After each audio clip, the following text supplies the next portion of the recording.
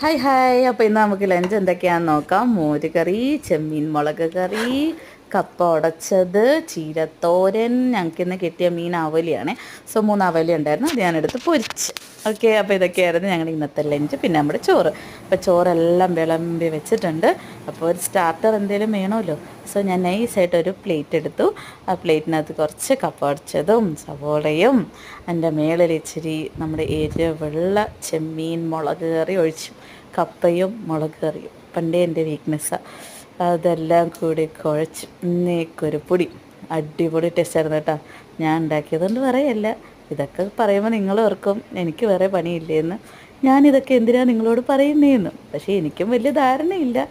എന്നാലും ഇതൊക്കെ ഇങ്ങനെ കഴിച്ചുകൊണ്ടിരുന്ന ലൈഫൊക്കെ എൻജോയ് ചെയ്യാം. അത്രയേ ഉള്ളൂ ഗൈസ്. കണ്ടോ ഞാൻ കഴിക്കുന്ന കണ്ടു. Bye bye.